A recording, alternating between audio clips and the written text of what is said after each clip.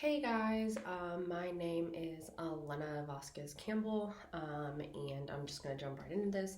So, I chose to study the impact of diet culture on social media and how it relates to women of childbearing ages. So, kind of going into this, diet culture was kind of a hard part to throw in there. I think a lot of times we recognize how social media affects young adolescent women and women of childbearing ages, but sometimes we don't really always talk about how the diet culture is implemented into that. So, moving on, social media has caused a major rise in depression, anxiety, body image issues, things of that sort in both young men and young women. But this is obviously focusing on women. Several different articles have already been made, article studies, things of that nature, where people are testing how social media plays a role into people's mental health. Many of us have already been aware of that. That is pretty common study these days. Um, but to be specific, a couple of the ones that I found were the pursuit of wellness, social media, body image, and eating disorders. And then the other one I have quoted in that first bullet is the selfie generation, examining the relationship between social media use and early adolescent body image. So kind of going into the diet culture part. So diet culture is really big in today's society. So diet culture is trying to promote why people should diet and also promoting and advertising certain diets. So I'm sure a lot of you have heard of keto, intermittent fasting, things like that, cutting out certain food groups. Keto is cutting out carbs essentially, so different things like that. And a lot of young women have begun following fitness pages. And on these fitness pages, there are infographics. There's a lot of pop up advertisements show up on social media these days, and some of them also include, fitness infographics. And then a lot of them are just promoting different diets. Like I said, some that I mentioned, they're promoting those. Cutting out fats, cutting out carbs, cut out this, that, and all of these different things. Um, that was actually discussed in an article, the one I have quoted right there.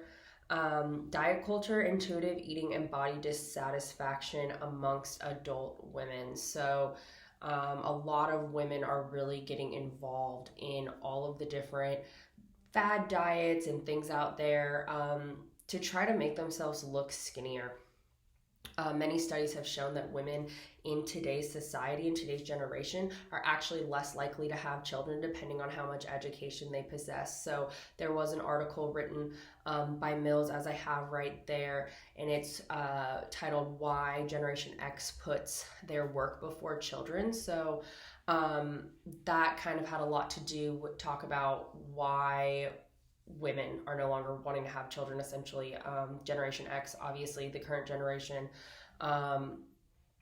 and they are saying that people who have more education, and the higher education a woman has, the less likely they are to have kids. So I wanted to take that, and going into my research question, was I wanted to take that and tie it into social media. So does diet culture on social media play a role behind why women of childbearing ages do not want to become pregnant and have children?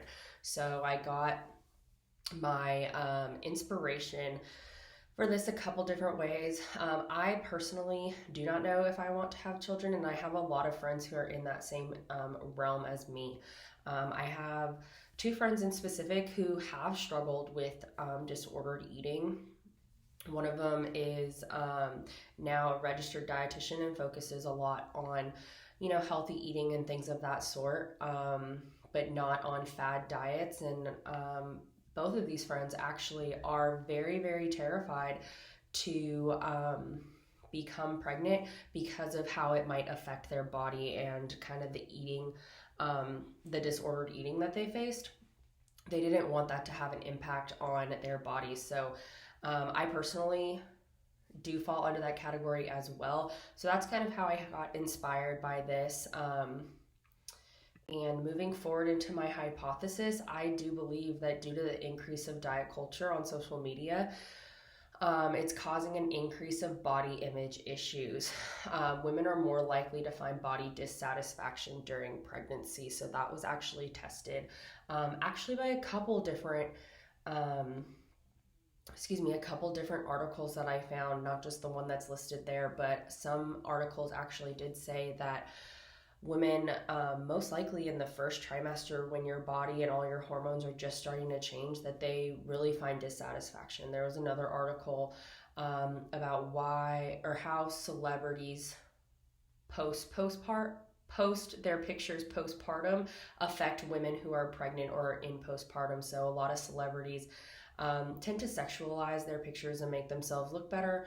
And the ones who have just had a baby and they look fantastic, and women are like, why don't I look like that? Or they have the anticipation and expectation that they're going to look like that after they give birth, and they don't. It really brings a lot of mental health issues in, body image issues, anxiety that they're not going to look like that, anxiety that their body's going to change, mental illnesses creep in, depression, things like that.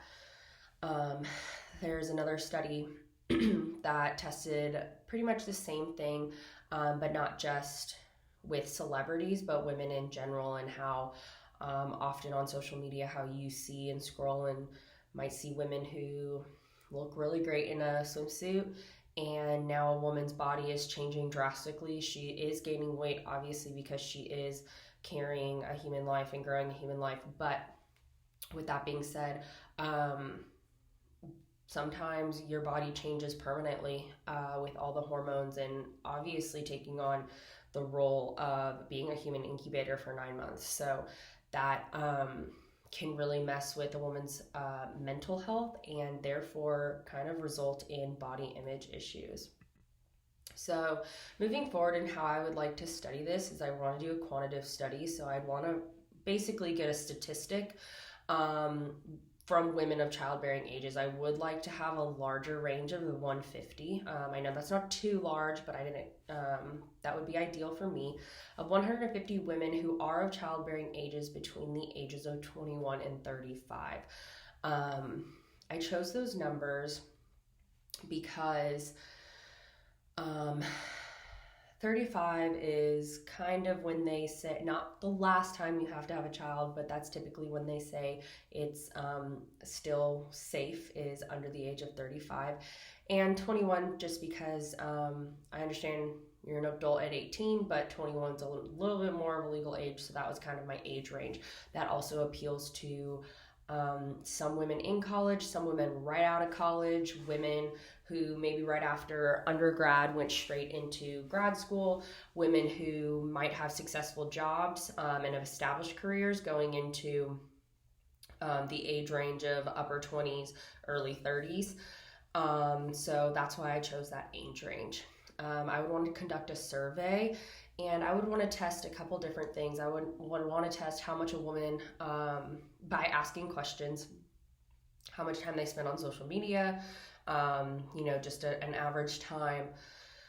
Some different emotions they face, how often, asking questions about their mental health. So how certain things make them feel, how often they find themselves thinking dissatisfying thoughts about their bodies, things like that.